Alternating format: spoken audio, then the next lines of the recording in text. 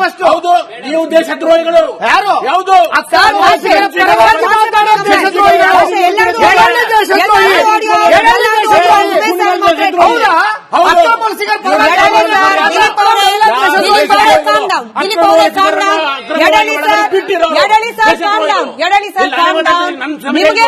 ನಿಮಗೆ ಪ್ರಶ್ನೆ ಕೇಳ್ತಾ ಇರೋದು ಯಡಳಿ ಸರ್ ಕರೆಕ್ಟ್. ಸರ್ಕಾರ ಕರ್ಕೊಂಡ್ ಬರ್ಲಿಕ್ಕೆ ಬಿಟ್ರು, ಕೇಂದ್ರ ಸರ್ಕಾರನೂ ಬಿಟ್ರು, ಇವರು ಬಿಟ್ರು, ಅವರು ಬಿಟ್ರು. ಸರಿ ಸರ್, ಇವಾಗ ಇಲ್ಲಿ ಬಂದ್ ನೆಲೆಸ್ತಿರೋರಿಗೆ ದಿಲೀಪ್ ಅವರು ಈ ಪ್ರಶ್ನೆ ಕೇಳಿದ್ರು. ಇನ್ಫ್ಯಾಕ್ಟ್ ನಾವು ಸ್ಟಿಂಗ್ ಆಪರೇಷನ್ ಮಾಡಿದಾಗ್ಲೂ ಕೂಡ ಕೇಳಿದ ಇದೇ ಪ್ರಶ್ನೆ. ಸಮುದಾಯದವರು ಅನ್ನೋ ಕಾರಣಕ್ಕೆ ನಾವು ಎಕರೆಗಟ್ಟಲೆ ಜಾಗ ಬಿಟ್ಕೊಟ್ಬಿಡ್ತೀವಿ ಟೆಂಟ್ ಹಾಕೊಳ್ಳಿಕ್ಕೆ. ಹಾಗಾದ್ರೆ ಪ್ರಶ್ನೆ ಮಾಡಬೇಕಾಗಿರೋದು ಜಾಗ ಕೊಟ್ಟಿರುವ ಕನ್ನಡಿಗನಿಗೂ ಅಲ್ವಾ ಸರ್? ಇದರ ಜೊತೆಯಲ್ಲೇನೆ ಅವರಿಗೆ ವಾಟರ್ ಸಪ್ಲೈ, ಅವರಿಗೆ ಕರೆಂಟ್ ಸಪ್ಲೈ, ಅವರಿಗೆ ಮೂಲಭೂತ ಸೌಕರ್ಯಗಳ ಸಪ್ಲೈ ಕೊಡ್ತಿದ್ದಾರೆ ಅಂತಂದ್ರೆ ಸ್ಥಳೀಯ ಮಟ್ಟದಲ್ಲಿರುವ ಅಧಿಕಾರಿಗಳದ್ದು ಫೇಲ್ಯೂರ್ ಅಲ್ವಾ ಸರ್? ನಾವ್ ಯಾಕೆ ಕೇವಲ ಸರ್ಕಾರಗಳನ್ನ ಬ್ಲೇಮ್ ಮಾಡ್ಕೊಂಡು ಕೂತಿದೀವಿ? ಪ್ರಾಬ್ಲಮ್ ಗ್ರಾಸ್ ರೂಟ್ ಲೆವೆಲ್ ಇಂದ ಇದೆ ಯಡಳಿ ಸರ್, ಅದನ್ನು ಫೋಕಸ್ ಯಾರನ್ನ ಯಾವ ರೀತಿ ಕೇಳಬೇಕು ಅನ್ನೋದಕ್ಕೆ ನಮ್ಮ ಕಾನೂನಲ್ಲಿ, ಸಂವಿಧಾನದಲ್ಲಿ ಬೇರೆ ಬೇರೆ ಅವಕಾಶಗಳಿದ್ದಾವೆ. ನಾನು ಹೇಳ್ತಾ ಇದ್ದೀನಿ, ಕೇಳಿ. ಇವ್ರ ಮನೆಗೆ ನಾನು ಹೇಳುದು, ನಾನು ಹೋಗುವುದಿಲ್ಲ ಕೇಳುವ ರೀತಿ.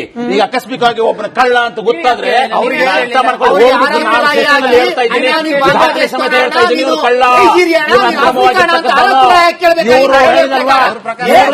ಕಾನೂನನ್ನ ನೀವು ಮೀರಿದ್ರೆ ದೇಶದ್ರೋಹಿಗಳು, ಸಂವಿಧಾನವನ್ನ ಮೀರಿದ್ರೆ ನೀವು ದೇಶದ್ರೋಹಿಗಳು. ನಿಮಗೆ ಬೇಕಾಗಿ ಯಾವ ಸುಳ್ಕೊಡ್ರಿ, ನೀವೇನು ಸುಳ್ಕೊಡ್ರಿ, ನೀವೇನು ಸುಳ್ಕೊಡ್ರು, ನೀವೇನು ಸುಳ್ಕೊಡ್ರು, ಭಾರತಕ್ಕೆ ಬಂದಿರೋರು ನೀವು. ಇವರೆಲ್ಲರೂ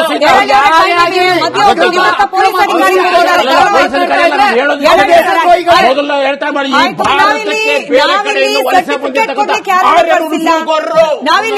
ಮೊದಲು ಅವ್ರನ್ನ ಕಳಿಸಿ, ಅವ್ರನ್ನ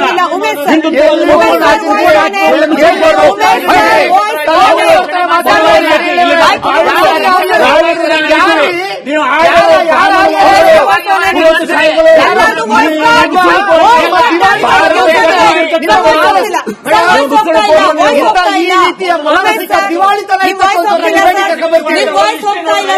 ನಾವಿಲ್ಲಿ ಪರಸ್ಪರ ಸರ್ಟಿಫಿಕೇಟ್ ಕೊಡ್ಲಿಕ್ಕೆ ಯಡಳಿ ಸರ್ ಕಾಮ್ ಡೌನ್. ನಾವಿಲ್ಲಿ ಸರ್ಟಿಫಿಕೇಟ್ ಕೂಡ ಕರ್ಕೊಂಡ್ ಬಂದಿಲ್ಲ. ಯಾರು ದೇಶ ಪ್ರೇಮಿ, ಯಾರು ದೇಶದ್ರೋಹಿ ಅಂತ ಹೇಳಿ ವಿಚಾರಗಳು ಚರ್ಚೆ ಆಗ್ಬೇಕು. ನಾನಿವಾಗ ಕೇಳ್ತಾ ಇರೋದು ಉಮೇಶ್ ಸರ್ ಮಾತ್ರ ಉತ್ತರ ಕೊಡಿ. ಉಮೇಶ್ ಸರ್, ಪ್ರಿಯಾಂಕ್ ಖರ್ಗೆ ಅವರು ಇವತ್ತು ಹೇಳಿದ್ದಾರೆ, ಬೇಕು ಅಂತಂದ್ರೆ ಒಂದು ಸ್ಪೆಷಲ್ ತಂಡವನ್ನ ರಚನೆ ಮಾಡುವ ಬಗ್ಗೆ ಕೂಡ ನಾವು ಚಿಂತನೆ ಮಾಡ್ತೀವಿ ಅಂತ ಹೇಳಿ, ಅಕ್ರಮ ನಿವಾಸಿಗಳನ್ನ ಗುರುತಿಸಲಿಕ್ಕೆ. ಹಂಗೊಂದು ಬೇಕಾ, ಅವಶ್ಯಕತೆ ಇದೆಯಾ, ಸ್ಪೆಷಲ್ ತಂಡ ಬೇಕಾ ಅಂತ ಹೇಳಿ? ಖಂಡಿತವಾಗ್ಲೂ ಬೇಕು. ಯಾಕೆಂದ್ರೆ ಬೇರೆ ಬೇರೆ ಪೊಲೀಸ್ ಠಾಣೆಗಳಲ್ಲಿ ಅವ್ರಿಗೆ ಅಸಿಸ್ಟ್ ಮಾಡಬಹುದು, ಸ್ಟೇಷನ್ಗಳಲ್ಲಿ. ಆ ಸ್ಪೆಷಲ್ ತಂಡ ಹಾಕ್ಬೇಕು ಅಂದ್ರೆ ಅವ್ರನ್ನ ದಸ್ತಗಿರಿ ಮಾಡಬೇಕಾಗ್ತದೆ, ಅವ್ರನ್ನ ಇಟ್ಕೋಬೇಕಾಗ್ತದೆ, ಕರ್ಕೊಂಡು ಹೋಗ್ಬೇಕಾಗ್ತದೆ, ಲಾಜಿಸ್ಟಿಕ್ ಬಹಳ ಜಾಸ್ತಿ ಬೇಕಾಗ್ತದೆ. ಆ ಕಾರಣಕ್ಕೆ ಒಂದು ಡ್ರೈವ್ ಅಂತ ಮಾಡೋದಕ್ಕೆ ಒಂದು ಸ್ಪೆಷಲ್ ಟೀಮ್ ಮಾಡಿದ್ರೆ ಒಳ್ಳೇದಾಗುತ್ತೆ. ಅವಾಗ ಮಾಡಿದ್ರೆ ಏನಾಗುತ್ತೆ ಅಂದ್ರೆ ಆಟೋಮೆಟಿಕ್ ಆಗಿ ನಾವೇನ್ ಹಿಡಿಬೇಕು ಅಂತ ಇರ್ತೀವಲ್ಲ, ಆದ್ರೆ ₹100 ಹೊಟ್ಟೋಗ್ಬಿಡ್ತಾರೆ ಅವರು. ನಾವು ಇದನ್ನ ನೋಡಿದೀವಿ. ಕೈ ಹಾಕಿ ಇದ್ ಮಾಡಿದ್ರೆ ಸಾಕು, ಆ ಪಾಡ್ಗ ಅವ್ರು ಹೋಗ್ತಾ ಇರ್ತಾರೆ, ಬರ್ತಾ ಇರ್ತಾರೆ. ಯಾಕೆಂದ್ರೆ ನಮ್ಗೆ ಗೊತ್ತು, ಎಲ್ಲರಿಗೂ ಗೊತ್ತು, ಪೊಲೀಸ್ ಸ್ಟೇಷನ್ ಜೂರಿಸ್ಡಿಕ್ಷನ್ ಇರ್ತಕ್ಕಂಥವ್ರಿಗೆ ಎಲ್ರಿಗೂ ಗೊತ್ತು. ಈಗಲ್ಲ, ಈಗಿಂದ ಅಂತಲ್ಲ, 2000 ಬಂದು ತೆಗೆದು 2002ರಿಂದನೂ ಗೊತ್ತು. ಎಲ್ಲಾ ಸರ್ಕಾರಗಳು ಬಂದೋಗಿರ್ತವೆ, ಎಲ್ಲಾ ಸರ್ಕಾರಗಳು ಇರ್ತವೆ. ಇದ್ದಾಗಲೂ ಅವ್ರು ಇದ್ದಾರೆ.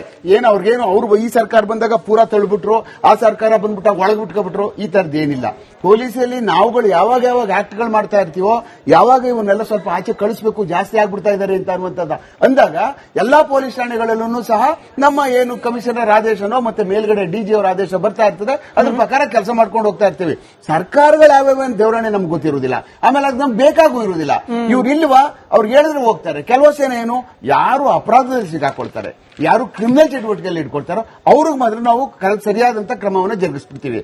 ಯಾಕಂದ್ರೆ ಅವ್ರು ಬಂದಿರ್ತಾರೆ. ಈಗ USA ನಲ್ಲೂ ಅದೇನೇ ಗೊತ್ತಿ, ಇವರು ಇದಾರೆ, ಅಲ್ಲೂ ಸುಮಾರು ಅಲ್ಲಿ ಮಿಲಿಯನ್ ಗಟ್ಲೆನೂ ಇದ್ದಾರೆ. ಅಲ್ಲಿ ಸಿಗಾಕೊಂಡ ಎತ್ತಾಚೆ ಬಿಸಾಕ್ಬಿಡ್ತಾರೆ. ಈಗ ಬಂದ್ಬಿಟ್ಟಿದ್ದಾರೆ, ಬಂದವ್ರನ್ನ ಹೇಗೆ ನಾವು ಅವ್ರನ್ನ ಪ್ರೊಸೆಸ್ ಮಾಡಿ ಅದನ್ನ ಆಚೆ ಕಳಿಸಬೇಕೇ ಹೊರತು ನಾವು ಅವ್ರ ಮೇಲೆ ಗದಾಪ್ರಹಾರ ಮಾಡ್ತಕ್ಕಂಥದ್ದು ಆಗಲಿ, ಅದು ಬೇರೆ ವಿಚಾರ.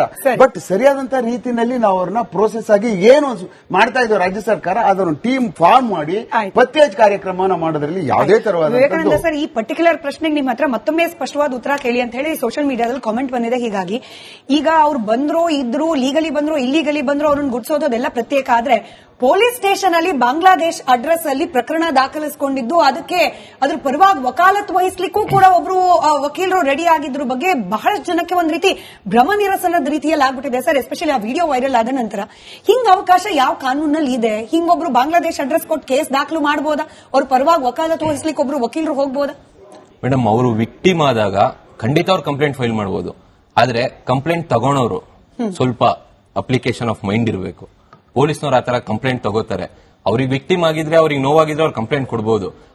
ಆದ್ರೆ ಆ ಪ್ರಕರಣದಲ್ಲಿ ಏನಾಗಿರುತ್ತೆ ಅಂದ್ರೆ ಅದಕ್ಕೂ ಮುಂಚೆನೆ ಇವ್ರು ಇಲ್ಲಿಗಲ್ ಇಮಿಗ್ರೆಂಟ್ ಅಂತ ಹೇಳ್ಬಿಟ್ಟು ಕಂಪ್ಲೇಂಟ್ ಕೊಡೋರು ಯಾರು, ಅವ್ರು ನಾಗೇಂದ್ರಪ್ಪ ಅನ್ನೋರು ಅವರೇ ಹೇಳಿರ್ತಾರೆ, ಬಾತ್ಮೀದಾರರಾಗಿರ್ತಾರೆ ಅವರು.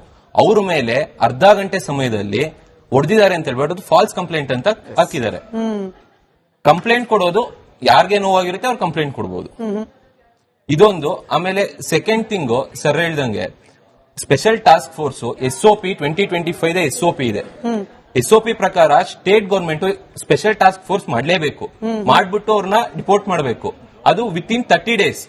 ಆಮೇಲೆ ಎವ್ರಿ 15 days ಒನ್ಸು ರಿಪೋರ್ಟ್ ಕೂಡ ಕೊಡಬೇಕು. ಅದು ಆಗ್ತಾ ಇಲ್ಲ ಇವಾಗ ಪ್ರೆಸೆಂಟ್. ಓಕೆ, ನೀವು ಹೇಳಿದ ಹಾಗೇನೆ ಪೂರಕವಾಗಿ ನಮ್ಮ ವೀಕ್ಷಕರು ಕೂಡ ರಿಪ್ಲೈ ಮಾಡಿದ್ದಾರೆ. ಬಾಂಗ್ಲಾದೇಶಿ ನುಸುಳುಕೋರರನ್ನ ಹೊರಗೆ ಹಾಕೋದು ಯಾರ ಜವಾಬ್ದಾರಿ ಅಂತಂದ್ರೆ 47% ಜನ ಹೇಳ್ತಿದ್ದಾರೆ. ಎರಡೂ ಕೇಂದ್ರ ಪ್ಲಸ್ ರಾಜ್ಯ ಸರ್ಕಾರ ಎರಡದ್ದು ಕೂಡ ಕರ್ತವ್ಯ ಅಂತ ಹೇಳಿ.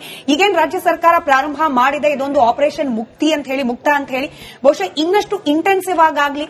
ನಮ್ಮ ನಾಡಿನ ಟ್ಯಾಕ್ಸ್ ಪೇಯರ್ಸ್ ನ ದುಡ್ಡು, ಹಾಗೆ ನಮ್ಮ ನಾಡಿನಲ್ಲಿರತಕ್ಕಂತ ಜನರಿಗೆ ಸಿಗಬೇಕಾದ ಮೂಲಭೂತ ಸೌಕರ್ಯ, ಯಾರು ಅಕ್ರಮವಾಗಿ ಬಂದವರು, ನಾವಿಲ್ಲಿ ಧರ್ಮನೂ ತರ್ತಾ ಇಲ್ಲ, ಸಮುದಾಯನೂ ತರ್ತಾ ಇಲ್ಲ, ಅಥವಾ ಯಾವುದೋ ಒಂದು ಸ್ಪೆಸಿಫಿಕ್ ದೇಶಕ್ಕೆ ಸಂಬಂಧಪಟ್ಟಂತೆಯೂ ಚರ್ಚೆ ಮಾಡುವ ಪ್ರಯತ್ನ ಮಾಡಲಿಲ್ಲ.